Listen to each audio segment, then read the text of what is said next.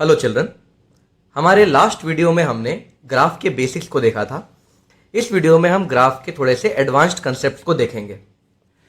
Children, अगर आप graph के पिछले लेक्चर को मिस किया है आपने तो प्लीज़ उसे देखिए। मुझे पता है कुछ बच्चों को वो इजी लगेगा, पर फिर भी उस लेक्चर को देखिए। और चिल्ड्रन, आज का लेक्चर भी मिस मत करना। आज हम बहुत इंपॉर्टेंट चीज़ें सीखेंगे ग्राफ्स के बारे में। और बच्चों को लगता है कि स्ट्रेट लाइन के बारे में क्या पढ़ना, वो तो पहले ही पढ़ चुके 8, 9, 10th में। पर चिल्ड्रन, 8th, 9th, 10th की बात अलग होती है, और जब आप JEE और नीट के लिए प्रिपरेशन करते हैं तो वो बात अलग होती है। तो भले आपने 8th, 9th, 10th में स्ट्रेट लाइन के बारे में पढ़ा हो, लेकिन आप प्लीज़ ये लेक्चर पूरा देखिए। तो चिल्ड्रन, अगर मैं स्ट्रेट लाइन की बात करूं, आप सबको पता है स्ट्रेट लाइन क्या होता है कि दो पॉइंट्स को ज्वाइन करने वाली जो शॉर्टेस्ट डिस्टेंस होती है वो स्ट्रेट लाइन होती है। किसी भी स्ट्रेट लाइन का इक्वेशन ऐसा होता है, y = mx + c। तो अगर कोई भी इक्वेशन इस जैसा दिखे, y = mx + c, इस जैसा दिखने वाला कोई भी इक्वेशन स्ट्रेट लाइन होता है। मैं आपको बताऊंगा कैसे। पहले आप याद कर लो कि स्ट्रेट लाइन का इक्वेशन होता है y = mx + c। यहां पे जो m होता है, m को कहा जाता है slope. m is called as the slope। और c को कहा जाता है y इंटरसेप्ट। तो इन सब का हम मीनिंग देखेंगे। तो सबसे पहले आपको स्ट्रेट लाइन का इक्वेशन याद होना चाहिए। स्ट्रेट लाइन का इक्वेशन है y = mx + c। अब इस इक्वेशन को देख के हम ये कह सकते हैं कि स्ट्रेट लाइन तब बनती है जब y और x एक दूसरे के प्रोपोर्शन हो। तो स्ट्रेट लाइन की क्या पहचान है? If y is proportional to x, the graph will be a straight line। Children, ये बहुत इंपॉर्टेंट पॉइंट है। ये आपको लग रहा होगा ये तो बहुत इजी सी चीज है, पर ये बहुत इंपॉर्टेंट पॉइंट है। तो कैसे पहचानना है कि स्ट्रेट लाइन बनेगी? y और x एक दूसरे के प्रोपोर्शन में होंगे। दूसरी बात, y का पावर 1 होना चाहिए, x का पावर 1 होना चाहिए। ओके, तो y का पावर 1 और x का पावर भी 1 होना चाहिए। और तीसरी बात, x और y एक दूसरे से मल्टीप्लाई नहीं होना चाहिए। तो चिल्ड्रन, स्ट्रेट लाइन पहचानने का क्या तरीका है? x और y एक दूसरे के प्रोपोर्शन होना चाहिए, दोनों की पावर्स 1 होनी चाहिए, और x और y एक दूसरे से मल्टीप्लाई भी नहीं होना चाहिए। तो अगर ये तीन कंडीशन सेटिस्फाई होती है तो स्ट्रेट लाइन बनेगा। तो चलो एक काम करते हैं, y = x + 1। क्या ये एक स्ट्रेट लाइन है? बिल्कुल ये एक स्ट्रेट लाइन है। कैसे पता चला? x और y प्रोपोर्शन में है, दोनों का पावर 1 है, और दोनों एक दूसरे से मल्टीप्लाई नहीं हुए हैं। तो ये स्ट्रेट लाइन बनने वाली है। अब कंपेयर करो स्टैंडर्ड इक्वेशन से। तो y = x + 1, तो क्या मैं इसको ऐसा लिख सकता हूं, y = 1x + 1? बिल्कुल। तो m यानी कि स्लोप की क्या वैल्यू है? स्लोप की वैल्यू है 1। तो यहां पे लिख देता हूं, इस लाइन की जो स्लोप होगी वो होगी 1। और मैंने आपको स्लोप अभी समझाया नहीं है। स्लोप आपको समझ में आएगा थोड़ी देर बाद। फिलहाल तो बस आप देखते रहो क्या चल रहा है। तो मैं कंपेयर कर रहा हूं, तो स्लोप की वैल्यू आई 1 और y इंटरसेप्ट की भी वैल्यू है 1। ओके, अब इस लाइन को ड्रॉ करते हैं। तो इस लाइन को ड्रॉ करने का यह तरीका है, कोई भी इक्वेशन को ड्रॉ करने का एक ही तरीका होता है। दुनिया में कोई सा भी इक्वेशन हो, लाइन हो, सर्कल हो, कुछ भी हो चिल्ड्रन, कुछ भी हो, ड्रॉ करने का एक ही तरीका होता है। x और y को अलग अलग वैल्यूज देते जाओ। ओके, x और y को अलग अलग वैल्यूज देते जाओ। देखो कैसे, x y, x की वैल्यू 0 रख दो। x की वैल्यू क्या रखना है? 0। तो x की वैल्यू अगर मैं 0 रखूंगा तो ये पूरा उड़ जाएगा, और y की वैल्यू क्या हो जाएगी? 1। तो अगर x की वैल्यू 0 रख दी जाए तो y की वैल्यू हो जाएगी 1।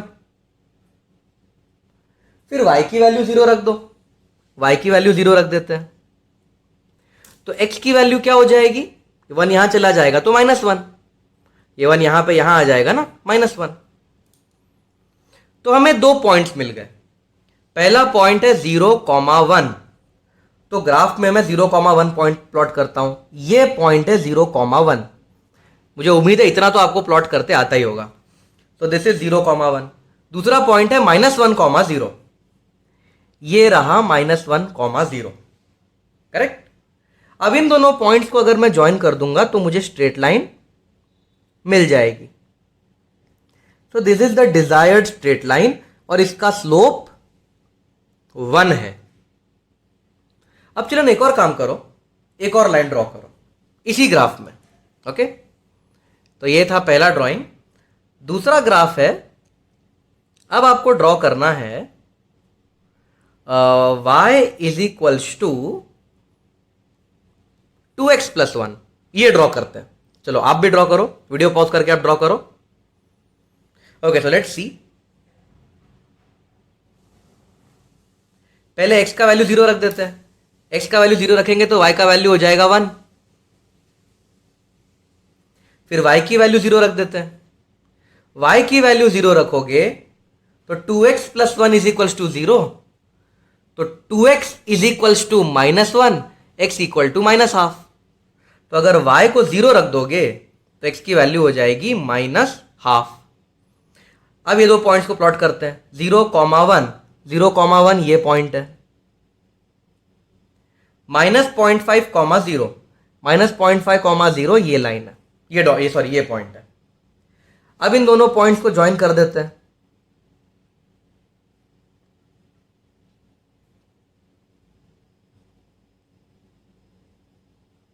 ओके, तो अब मुझे एक लाइन ये मिल गई और दूसरी लाइन ये मिल गई।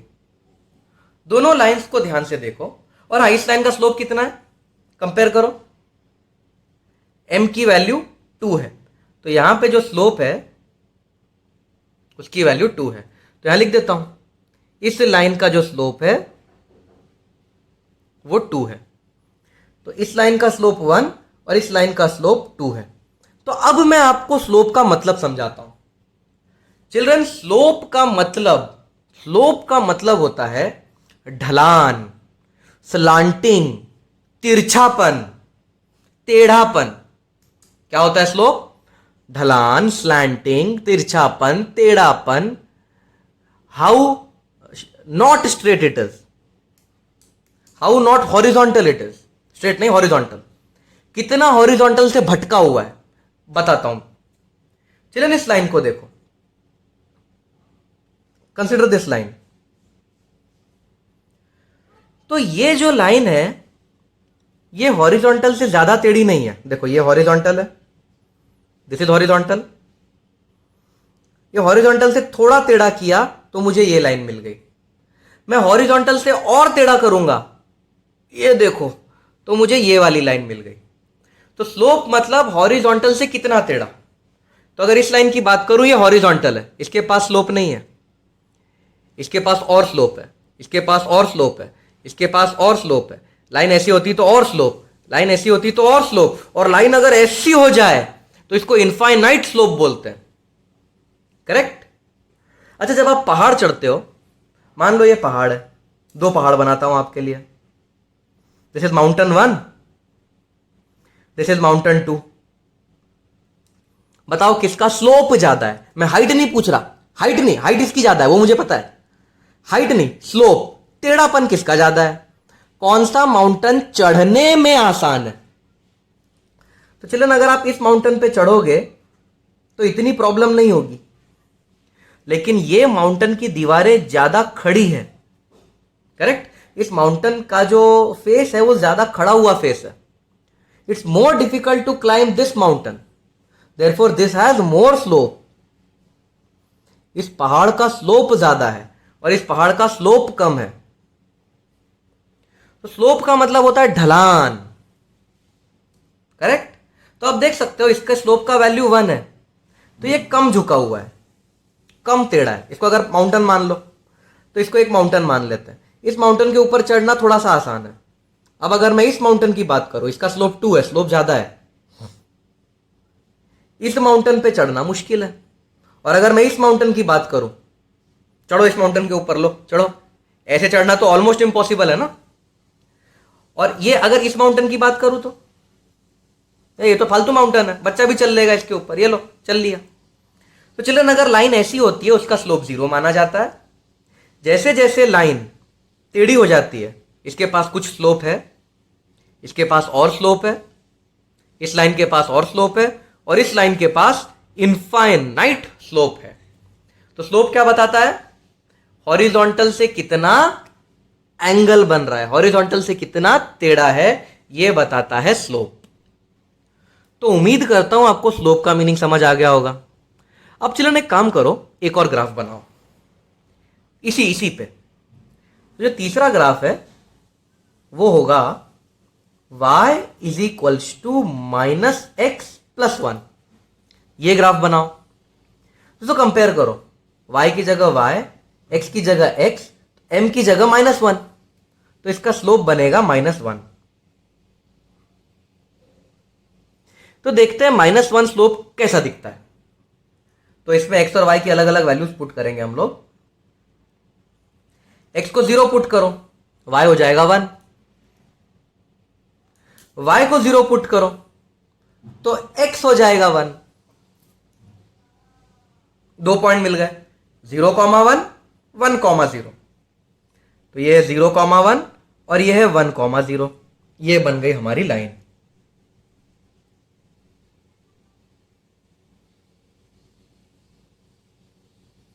और इस लाइन का स्लोप है -1। अब चिल्ड्रन इस लाइन को देखो, इस लाइन का स्लोप है +1, इस लाइन का स्लोप है -1। मान लेते हैं ये एक पहाड़ है, it's a mountain like this.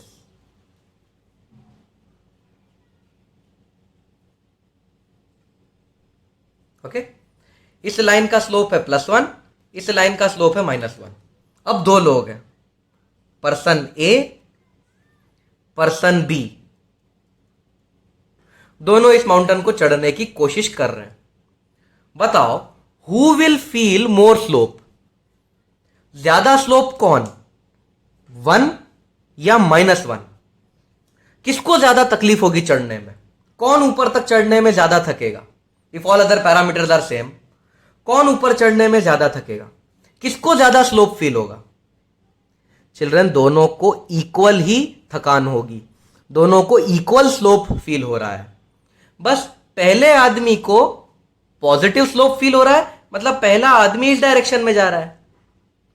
दूसरे आदमी को नेगेटिव स्लोप फील हो रहा है, मतलब दूसरा आदमी इधर जा रहा है। तो चिल्ड्रन स्लोप के मामले में अगर मैं कहूं तो +1 का स्लोप और -1 का स्लोप टेढ़ेपन में तो इक्वल है। बस +1 का मीनिंग है स्लोप इस तरफ है, -1 का मीनिंग है स्लोप इस तरफ है। करेक्ट? तो स्लोप में ऐसा नहीं होता कि +1 का स्लोप बड़ा है या -1 का स्लोप छोटा है, ऐसा कुछ नहीं होता। स्लोप तो स्लोप होता है। प्लस का मतलब है स्लोप इस तरह से जाएगा, माइनस का मतलब है स्लोप इस तरह से जाएगा। तो चिल्ड्रन एक बार फिर से मैं आपको स्लोप के बारे में बताता हूं। तो स्लोप का मतलब होता है टेढ़ापन। अगर मैं एक ग्राफ बनाऊं तो ये जो लाइन है इसका स्लोप माना जाता है 0। ये आप डायग्राम बनाना चल रहे ना, इसका स्लोप माना जाता है 0, इसका स्लोप माना जाएगा इंफिनिटी। अगर लाइन, देखो चिल्ड्रन अब ध्यान से सुनना, अगर मैं नीचे से ऊपर जाऊं, कहां जाना है? नीचे से ऊपर, ऊपर से नीचे मत आना, नीचे से ऊपर। ये देखो आपको नीचे से ऊपर जाना है। ओके, तो नीचे से ऊपर जाते वक्त you are going towards your, नीचे से ऊपर जाना, ठीक है? ये नहीं करोगे आप, you will not use your hands like this. इस तरह से अपने हाथों को यूज नहीं करना है, ऊपर से नीचे नहीं आ रहा है, नीचे से ऊपर जाना है। नीचे से ऊपर जाते वक्त आपका हाथ जा रहा है राइट हैंड साइड पे।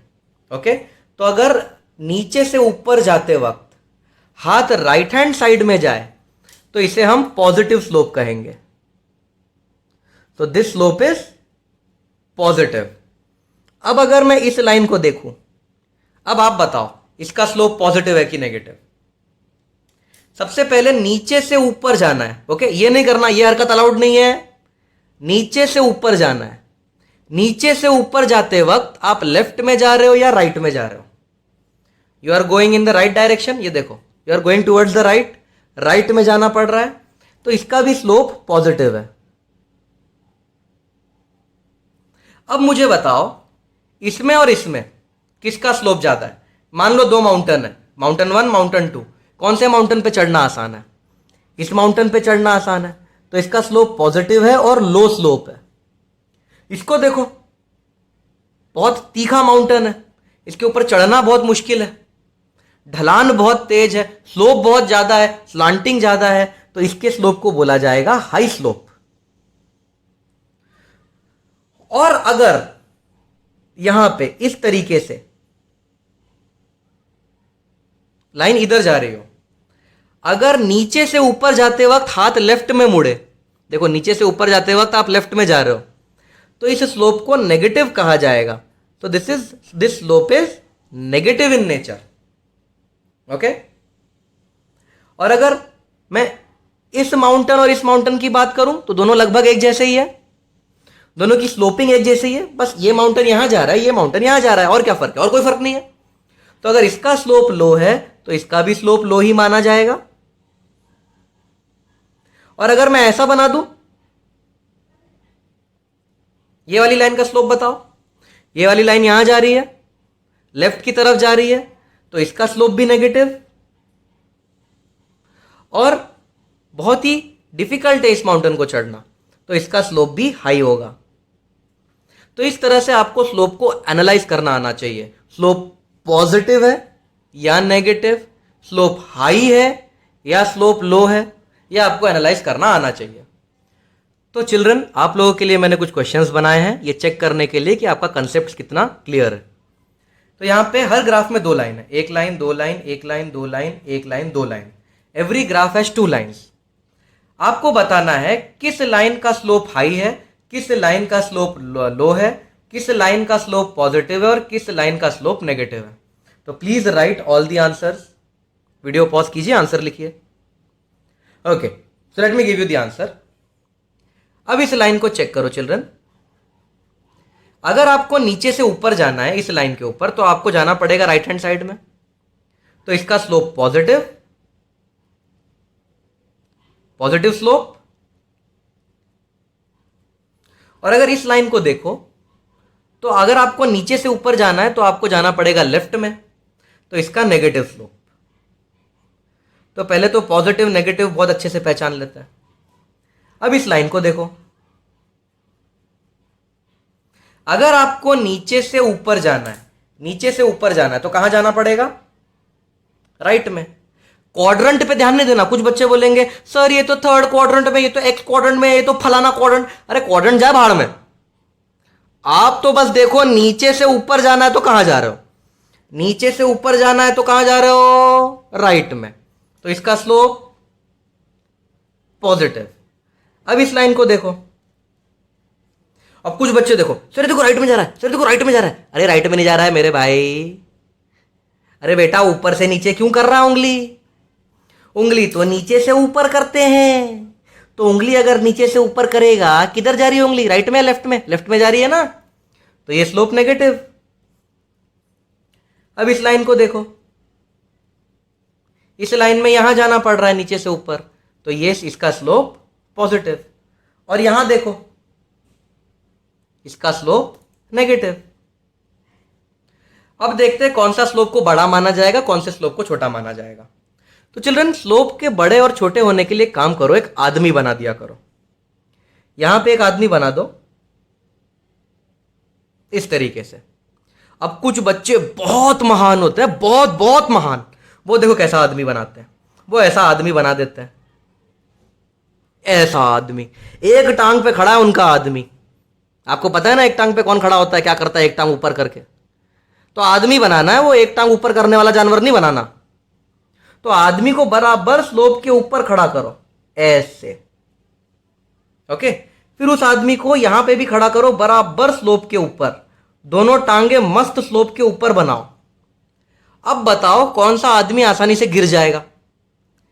ये आसानी से गिरेगा या ये आसानी से गिरेगा? ऐसा लकड़ा रखा हुआ है, लकड़े के ऊपर ये आदमी खड़ा है, दूसरा लकड़ा रखा है, दूसरे लकड़े के ऊपर दूसरा आदमी खड़ा है, तो कौन से आदमी को धक्का मारेंगे तो वो आसानी से गिरेगा? ये आसानी से गिर जाएगा ना, बहुत ज्यादा स्लोप पे खड़ा है ये, तो इसके स्लोप को हम कहेंगे हाई स्लोप और इसका स्लोप हो जाएगा लो स्लोप। तो अगर आदमी मस्त आराम से खड़ा है तो कोई स्लोप नहीं है। देखो अगर मैं इस लाइन की बात करूं, यहां पे आदमी बना दूं, अगर यह आदमी सही सलामत है, मतलब अगर ये पीता वीता नहीं है, अगर इसके सब सेंसेस बराबर है, तो ये तो जीरो स्लोप पे है, ये तो गिरेगा ही नहीं।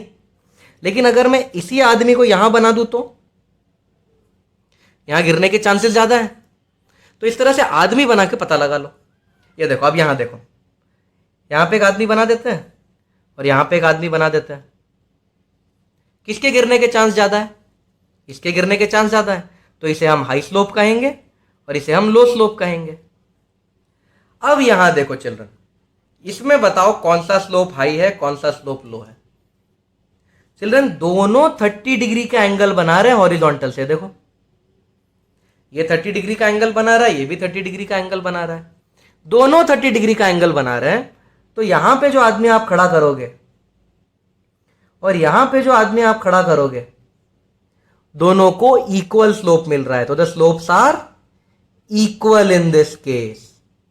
तो चिल्ड्रन आपको ये आदमी वाला ट्रिक तो बड़ा ही बकवास सा लग रहा होगा, पर बिलीव मी चिल्ड्रन, ये आदमी वाला ट्रिक बहुत काम का है। अभी तो स्ट्रेट लाइन चल रहा है, अब थोड़ी देर बाद ग्राफ ऐसा टेढ़ा मेढ़ा हो जाएगा, फिर यही आदमी काम आएगा आपके। ओके, तो स्ट्रेट लाइन में तो बहुत आराम से पता चल जाता है हाई स्लोप लो स्लोप, लेकिन ये आदमी वाला ट्रिक सीख लो, क्योंकि अब ग्राफ टेढ़ा होने वाला है। Now the next information about slope, very important information, और वो इंफॉर्मेशन है slope of a straight line. Slope of a straight line is constant. यानी कि if I have a straight line like this is a straight line, let us consider point A, point B, point C, point D, then I will say that the slope of point A is equal to slope of point B is equal to slope of point C is equals to slope of point D. So the slope, अगर एक straight line है तो उसके हर एक point का slope same माना जाता है। Okay, the slanting is same everywhere. Remember this, it's a very important point that the slope of a straight line is constant. तो चलन अब आपको स्लोप के बारे में सारा आइडिया आने लगा है। अब हम कुछ कर्व्ड ग्राफ्स लेंगे और हम इसके स्लोप के बारे में कमेंट करेंगे। कमेंट अबाउट द स्लोप का मतलब है हमें बताना है स्लोप पॉजिटिव है या नेगेटिव, स्लोप बढ़ रहा है, कम हो रहा है या कांस्टेंट रह रहा है, या स्लोप जीरो है। ये सारी इंफॉर्मेशन हमें बतानी है। तो चलन एक ग्राफ का मैं आपको करके देता हूं, बाकी के ग्राफ आप वीडियो पॉज करके एनालाइज करना। So let us see this graph. अगर मुझे नीचे से ऊपर जाना है, नीचे से ऊपर जाना है, तो I am suppose to go in the in the right direction. ये देखो, नीचे से ऊपर जाना है तो राइट में जा रहा हूं मैं, करेक्ट, नीचे से ऊपर जाने के लिए राइट में। तो इसके स्लोप के बारे में क्या कमेंट लिखोगे? The slope is positive. Right में जा रहा है ना, ये नीचे से ऊपर जाते वक्त राइट में जा रहा है, तो स्लोप इज पॉजिटिव। अब चिल्ड्रन, ये स्लोप इंक्रीजिंग है, डिक्रीजिंग है या कांस्टेंट है? चिल्ड्रन ये स्लोप कांस्टेंट नहीं है। क्यों? क्योंकि स्लोप कांस्टेंट होता है स्ट्रेट लाइन का। अभी 2 मिनट पहले हमने देखा, the slope is constant for a straight line. This is not a straight line, तो इसका स्लोप कांस्टेंट नहीं है। तो देखते हैं इसका स्लोप कैसा है। तो पहले यहां पे मैं एक आदमी बना देता हूं इस स्लोप के ऊपर खड़ा हुआ, फिर यहां पे एक आदमी बना देता हूं। बताओ मुझे, जैसे जैसे आप आगे जाओगे, as you go forward in X axis, listen my words, as you go forward in X axis, what do you feel, what is happening with the slope? पहले आदमी आराम से खड़ा हुआ था, अब जैसे जैसे वो आदमी एक्स एक्सिस में आगे बढ़ रहा है, क्या अब इस पोजीशन पे ये आराम से खड़ा हुआ है? नहीं। तो मैं क्या कहूंगा? The slope is positive and increasing. आप ही देखो ना, यहां पे आदमी खड़ा है और यहां पे आदमी खड़ा है, कौन कौन ज्यादा स्लोप पे खड़ा है? ये वाला आदमी। तो स्लोप इंक्रीज होए जा रहा है। ओके, तो ये है कमेंट।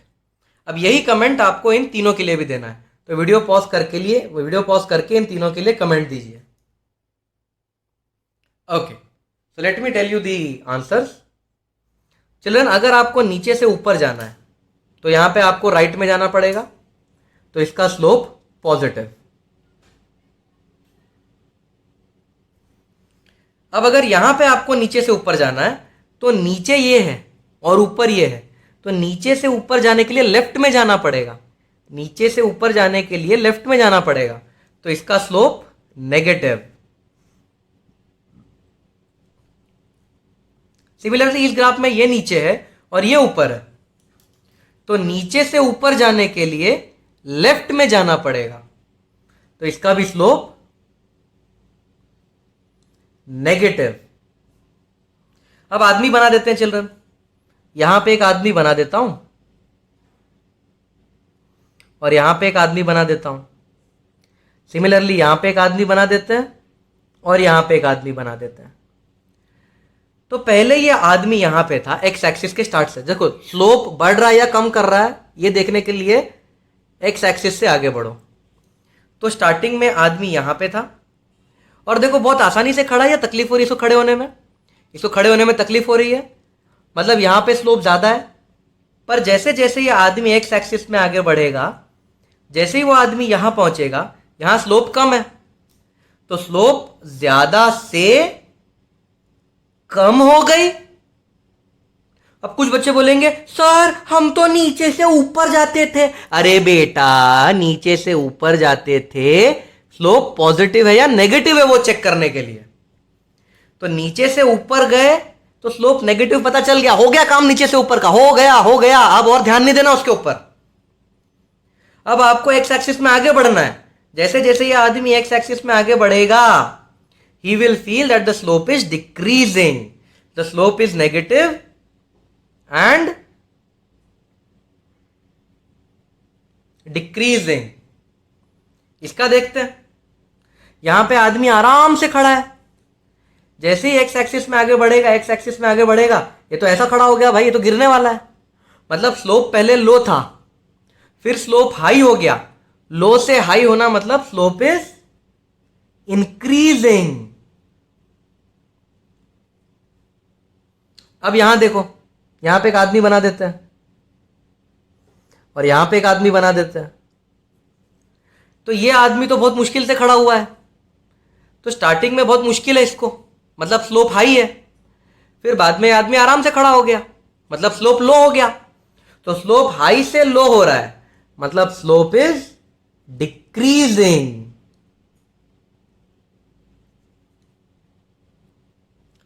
चलन और दो एग्जांपल लेते हैं स्लोप के ऊपर, वही स्लोप के ऊपर कमेंट करना है। मैं आपको कमेंट कर दूंगा इस ग्राफ के लिए, आपको कमेंट देना है इस ग्राफ के लिए। ओके, अब आप देख सकते हो इस ग्राफ में बहुत सारे पार्ट्स हैं, ए से लेके बी, बी से लेके सी, सी से लेके डी। तो सबसे पहले मैं ए से लेके बी को एनालाइज करूंगा। तो अगर आपको ए से बी जाना है, देखो ये पार्ट नीचे है, ये पार्ट ऊपर है। अगर मैं नीचे से ऊपर जाऊं तो मुझे राइट में जाना पड़ रहा है इस तरह से, तो इसका स्लोप पॉजिटिव होगा। फिर ए पे आदमी बना देते हैं और बी पे आदमी बना देते हैं। देखो ए का आदमी तो बहुत आराम से खड़ा है, बी के आदमी को गिरने का डर है, मतलब पहले स्लोप था लो, फिर स्लोप हो गया हाई, लो से हाई हो रहा है स्लोप, तो स्लोप इंक्रीज हो रहा है। अब बी टू सी देखते हैं। B to C straight line है चिल्ड्रन, तो स्ट्रेट लाइन है तो स्लोप इंक्रीज भी नहीं होगा, डिक्रीज भी नहीं होगा। स्ट्रेट लाइन में स्लोप कैसा होता है? स्लोप कांस्टेंट माना जाएगा। और कितना स्लोप है? देखो ये तो फ्लैट है, ये तो टेढ़ा ही नहीं है, इसमें स्लोप ही नहीं है। ये देखो ये फ्लैट है, तो इसका स्लोप ना पॉजिटिव है ना नेगेटिव है, इसका स्लोप 0 है। अब सी से डी का इंफॉर्मेशन निकालते हैं।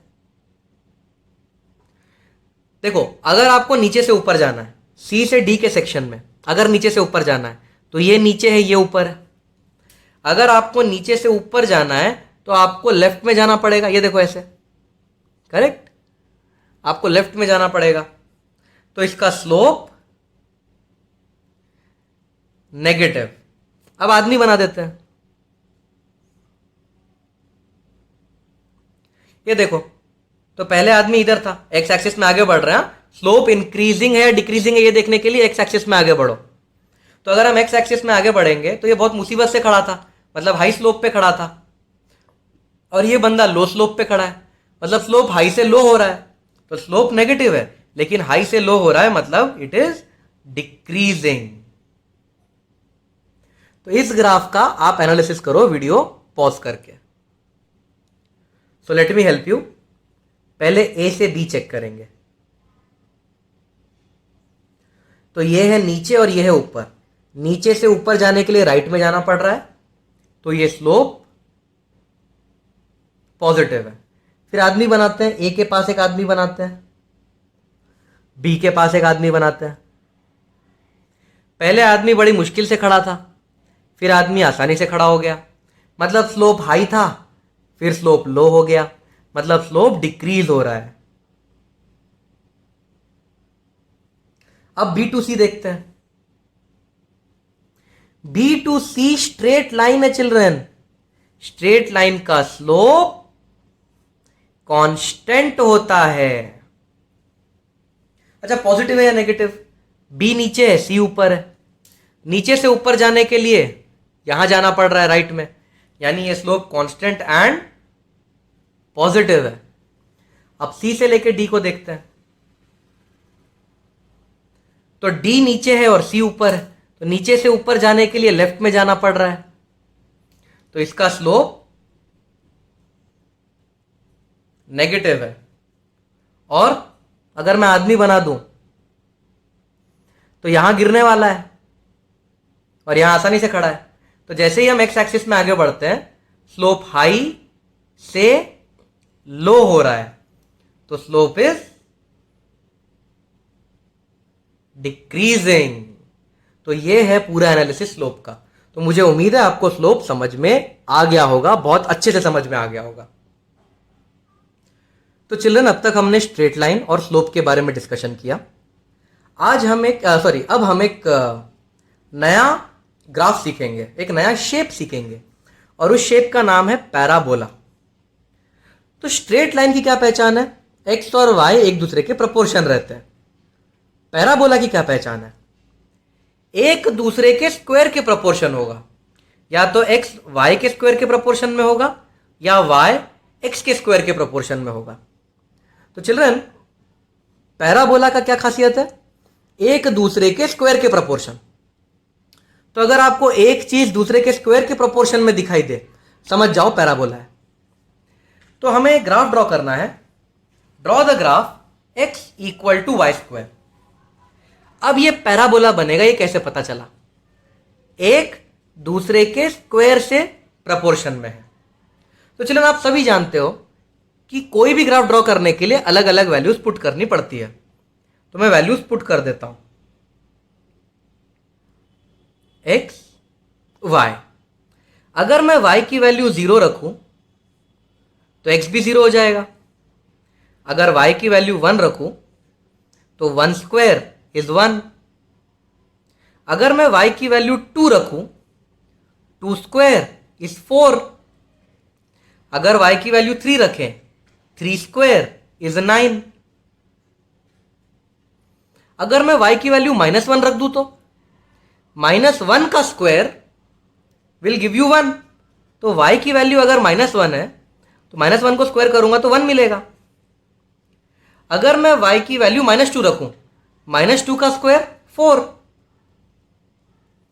और अगर मैं y की वैल्यू -3 रखूं, सॉरी हाँ -3, तो -3 का square 9।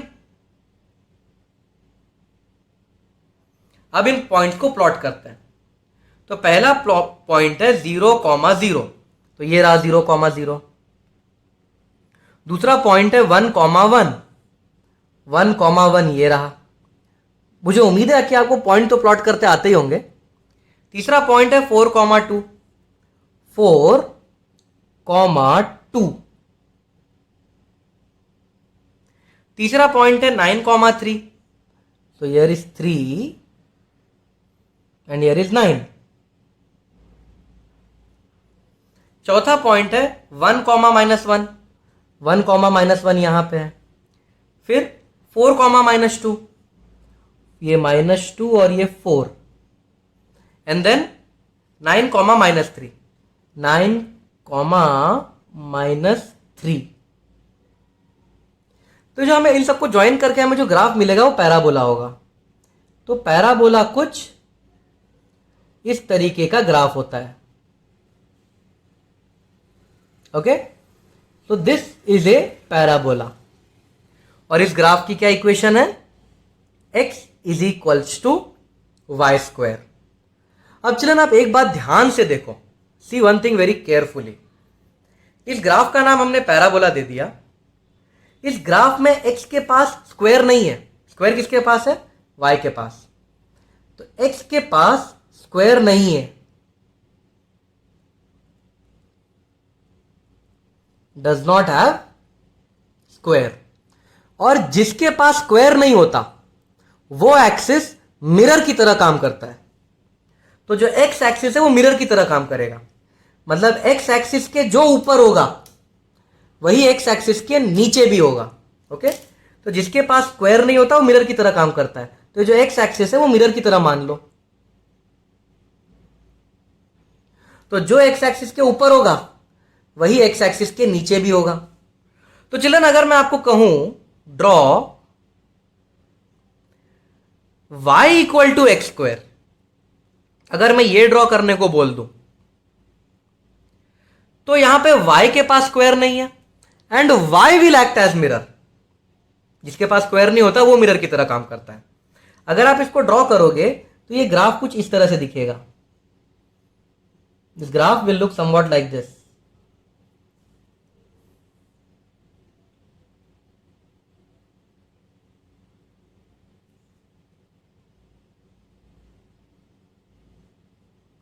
So this is y equal to X square. Mirror की तरह कौन काम कर रहा है?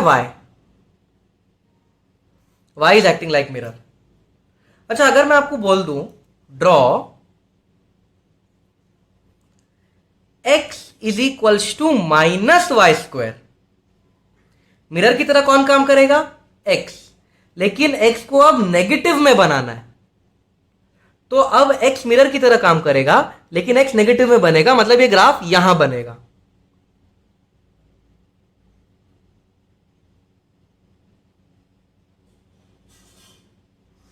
सो this is x equal to -y square. अब आप गेस कीजिए y equal to -x square कैसे बनेगा? y मिरर की तरह काम करेगा, मतलब ये मिरर हो गया, और नेगेटिव साइन है मतलब y ऊपर नहीं y नीचे बनेगा। तो this graph will look somewhat like this.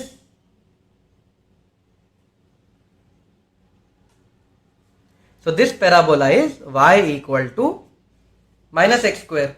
तो पैराबोला की क्या पहचान है? एक दूसरे का स्क्वायर होगा। जिसके पास स्क्वायर नहीं होगा वो मिरर की तरह काम करेगा।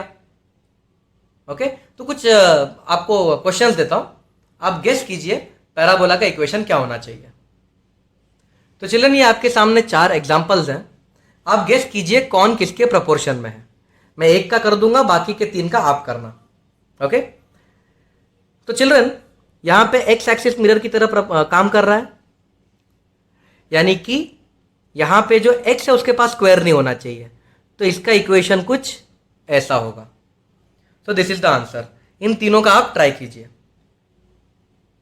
Okay, so let me tell you the answer children.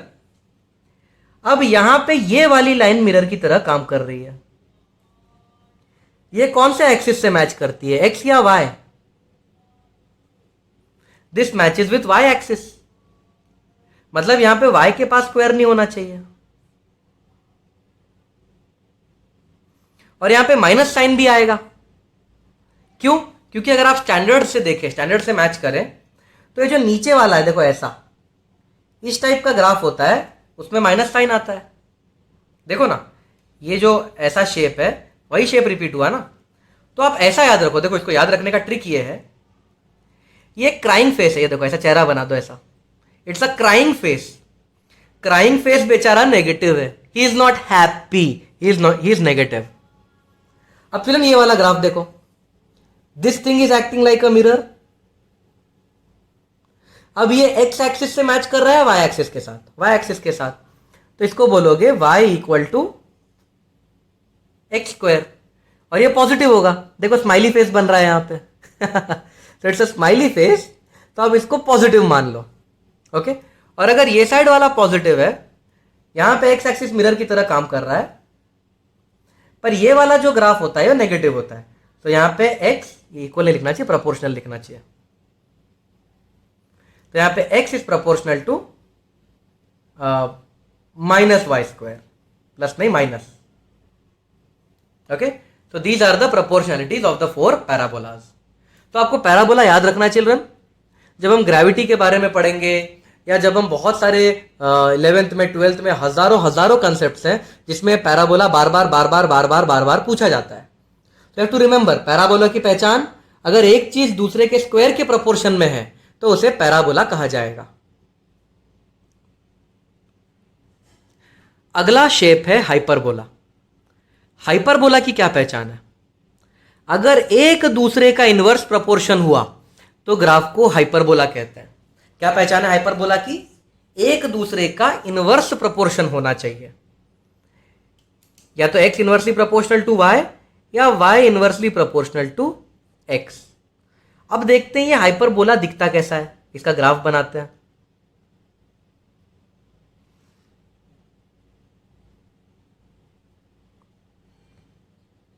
तो मान लेते हैं ये इसका ग्राफ बनाना है, x इक्वल टू 1/y। चलो इसका ग्राफ बनाते हैं। अब x की वैल्यू 0 पुट कर देते हैं। 1 वॉट इज 0? अगर x की वैल्यू 0 पुट कर रहा हूं, 1 वॉट थिंग इज 0? 1 इंफिनिटी 0 होता है, तो y इंफिनिटी हो जाएगा। अब आप y को 0 पुट कर दो। 1/0 अनडिफाइंड होता है, या इंफिनिटी भी बोल सकते हैं। 1/0 इज इंफिनिटी, तो x इंफिनिटी हो जाएगा। अब y का वैल्यू 1 रख दो, 1/1 विल गिव यू 1। अब y का वैल्यू 2 रख दो, तो x का वैल्यू क्या हो जाएगा? 1/2 यानी कि 0.5। अब y का वैल्यू 0.5 रख दो, 1/0.5 विल गिव यू 2। भाई इतना तो कर ही सकते हो ना, बेसिक मैथ्स है। 1/0.5 कितना होता है? 2। तो y का वैल्यू 0.5, तो x का वैल्यू 2। अब ये पॉइंट्स को प्लॉट करते हैं। तो ये हो गया 0,0, इसको 0.5 1 0.5 1, यहां कहीं पे बहुत दूर इंफिनिटी होगा x का, और यहां कहीं पे बहुत दूर इंफिनिटी होगा। तो पहला पॉइंट है 0, इंफिनिटी, तो x में 0 और y में इंफिनिटी, बहुत दूर से आना है हमें। दूसरा पॉइंट है इंफिनिटी, 0, x में इंफिनिटी, y में 0। एक्चुअली हम इंफिनिटी तक पहुंच नहीं सकते, इसलिए इंफिनिटी से थोड़ा सा पहले, इसलिए y को मैंने 0 नहीं बनाया है। फिर x1 y1, x का वैल्यू 1, y का वैल्यू 1। फिर x का वैल्यू 0.5, y का वैल्यू 2।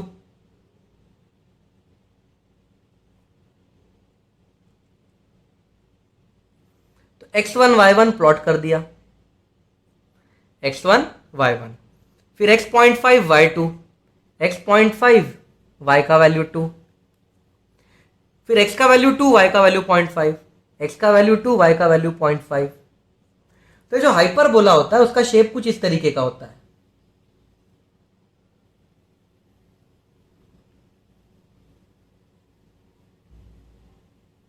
इस तरीके का शेप होता है। ये शेप आपने कहां देखा है चिल्ड्रन? ये शेप बहुत सारे वाटर पार्क्स में वाटर स्लाइडिंग बनाने के काम में आता है।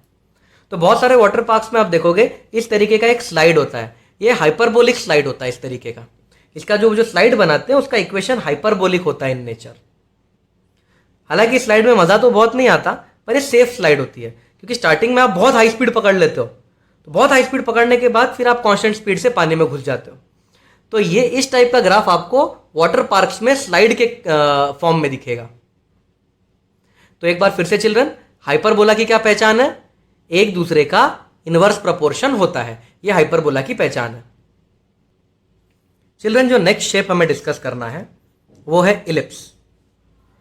तो इलिप्स का इक्वेशन कुछ इस तरीके का होता है, X square upon A square plus Y square upon B square is equals to 1। अब चिल्ड्रन, इलिप्स एक बहुत इंपॉर्टेंट शेप है और इलिप्स को समझना बहुत जरूरी है, क्योंकि इलिप्स ग्रेविटेशन चैप्टर में कई बार पूछा जाता है और ऑसिलेशन चैप्टर में भी इलिप्स को पूछ लिया जाता है। तो इलिप्स दो चैप्टर में बहुत काम आता है, ग्रेविटेशन और ऑसिलेशन। तो इलिप्स को समझना भी बहुत जरूरी है। जब मैं ग्रेविटेशन पढ़ाऊंगा तो उस वक्त आपको इलिप्स का एक बार फिर से इंफॉर्मेशन दूंगा। ओके, तो यह है इलिप्स का इक्वेशन।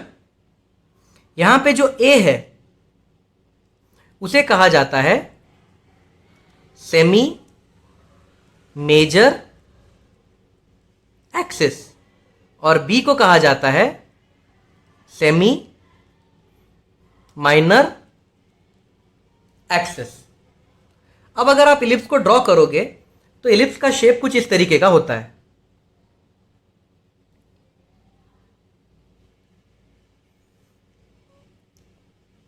तो इलिप्स कुछ इस तरीके का दिखता है।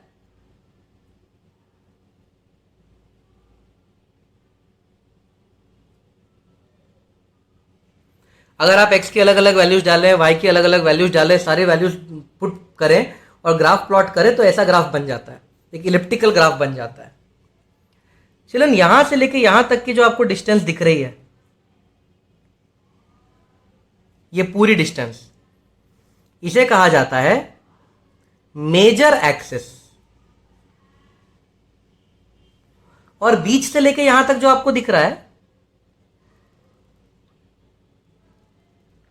यहां से लेके यहां तक, इसे कहा जाता है आधा मेजर एक्सिस, यानी कि सेमी मेजर एक्सिस। और यहां से लेके यहां तक जो लेंथ है वो ए होती है।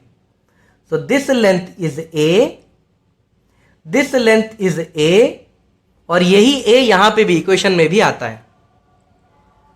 तो चिल्ड्रन, ये जो आपको चीज दिख रही है यहां से लेके यहां तक, इसे कहा जाता है माइनर एक्सिस।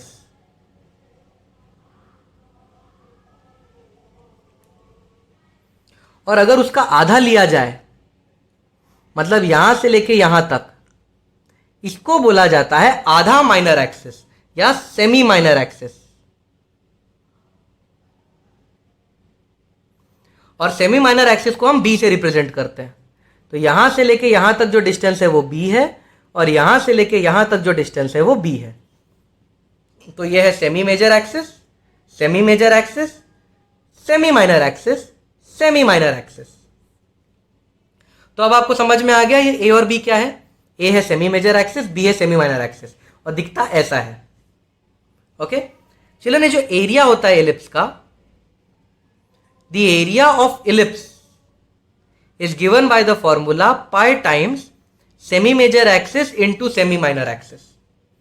ये होता है एरिया ऑफ इलिप्स। अब चिल्ड्रन, अगर आप सर्कल कंसिडर करो, circle is a special case of ellipse.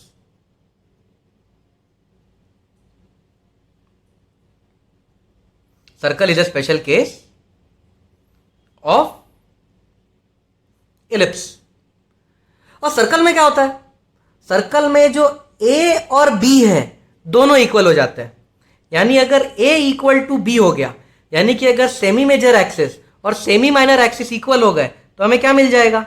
हमें मिल जाएगा सर्कल। तो ये है ए, सॉरी ये है बी और ये है ए, और अगर दोनों इक्वल हो गए तो सर्कल मिल जाएगा। और एरिया ऑफ सर्कल क्या होता है? पाई टाइम्स ए इंटू बी, को भी मैं ए लिख सकता हूं क्योंकि सर्कल में ए और बी तो इक्वल होते हैं। तो पाई इंटू ए यानी कि पाई ए स्क्वायर। और सर्कल में हम ए को सेमी मेजर एक्सिस नहीं बोलते, सर्कल में हम ए को रेडियस बोल देते हैं। तो सर्कल में सेमी मेजर एक्सिस और सेमी माइनर एक्सिस नहीं बोला जाता, सर्कल में रेडियस बोल दिया जाता है। और ये सिमिलर, ये जो आपका फेमिलियर फॉर्मूला है पाई ए स्क्वायर या पाई आर स्क्वायर जो भी आप बोलते हो।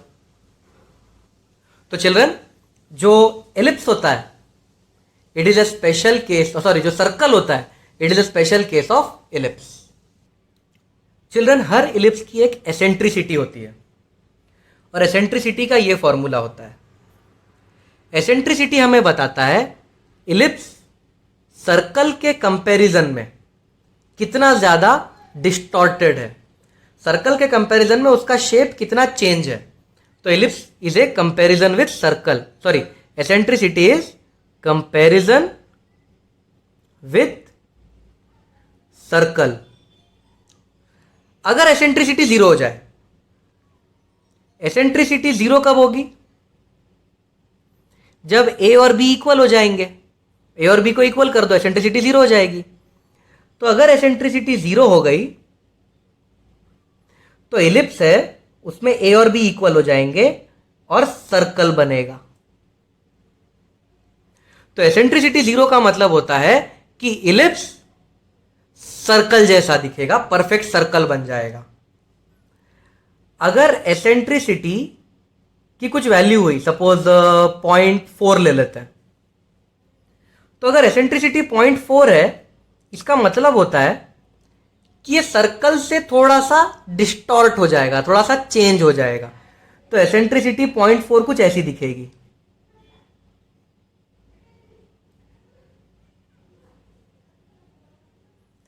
तो थोड़ा सा दब गया। अगर एसेंट्रिसिटी 0.8 हो जाए तो ये और पुचुक जाएगा और एलिप्स कुछ ऐसा बनेगा।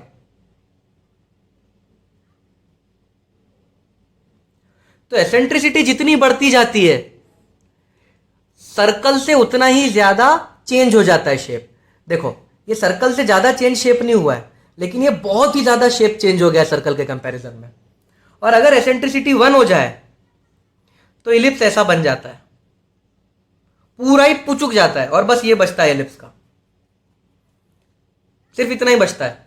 एसेंट्रिसिटी 1 कब होगी? जब बी जीरो हो जाएगा। बी को जीरो पुट कर दो, देखो एसेंट्रिसिटी 1 हो जाती है। बी जीरो होना मतलब ये पूरा दब जाएगा। तो जैसे जैसे एसेंट्रिसिटी बढ़ती जाती है वैसे वैसे एलिप्स चपटा चपटा चपटा चपटा चपटा होते जाता है। एसेंट्रिसिटी की रेंज है 0 से लेके 1। एसेंट्रिसिटी 0 मतलब सर्कल से मैच कर रहा है, एसेंट्रिसिटी 0.4 मतलब थोड़ा सा सर्कल से डिस्टर्ब हो गया है, एसेंट्रिसिटी 0.8 मतलब सर्कल से और डिस्टर्ब हो गया है, और एसेंट्रिसिटी 1 मतलब पूरे का पूरा सर्कल ही गायब हो गया है।